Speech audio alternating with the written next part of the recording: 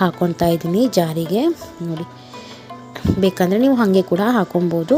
ಸ್ವಲ್ಪ ಬೇಗ ಗ್ರೈಂಡ್ ಆಗುತ್ತೆ ಅನ್ನೋ ಕಾರಣಕ್ಕೆ ನಾನು ಈ ಥರ ಎಲ್ಲವನ್ನು ಕೂಡ ಕಟ್ ಮಾಡಿ ಹಾಕೋತಾ ಇದ್ದೀನಿ. ಹಾಗೆ ಒಂದು ಏಲಕ್ಕಿ ಫ್ಲೇವರ್ಗೋಸ್ಕರ, ಬೇಕು ಅಂದರೆ ನೀವು ಸಕ್ಕರೆ ಕೂಡ ಹಾಕೊಬೋದು. 1 ಕಪ್ಪಷ್ಟು ಹಾಲು, ಅದನ್ನು ಸ್ವಲ್ಪನೇ ಹಾಕ್ಕೊಳ್ಳಿ. ನೀವು ಯಾವಾಗ ಗ್ರೈಂಡ್ ಮಾಡ್ತೀರಾ ಆವಾಗ ಸ್ವಲ್ಪ ಸೇರಿಸ್ಕೊಳ್ಳಿ.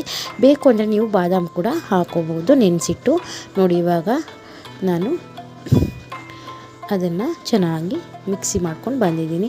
ಎಷ್ಟು ಸೂಪರಾಗಿರೋ ಹೆಲ್ತಿಯಾಗಿರೋ ಬನಾನಾ ಮಿಲ್ಕ್ ಶೇಕ್ ರೆಡಿ ಆಗಿದೆ. ತುಂಬ ಚೆನ್ನಾಗಿರುತ್ತೆ. ಈ ಥರ ಮಕ್ಕಳಿಗೆ ನೀವು ಮಾಡಿಕೊಡಿ, ಆರೋಗ್ಯಕ್ಕೂ ಕೂಡ ತುಂಬ ಒಳ್ಳೆಯದು. ಬನಾನಾ ತಿಂದೇ ಇರೋವಂಥ ಮಕ್ಕಳಿಗೆ ಈ ಥರ ಡ್ರೈ ಫ್ರೂಟ್ಸ್ ಹಾಕಿ ನೀವು ಮನೆಯಲ್ಲೇ ಮಾಡಿಕೊಟ್ರೆ ತುಂಬ ಚೆನ್ನಾಗಿರೋ ಮಿಲ್ಕ್ ಶೇಕ್ ರೆಡಿ ಆಗುತ್ತೆ.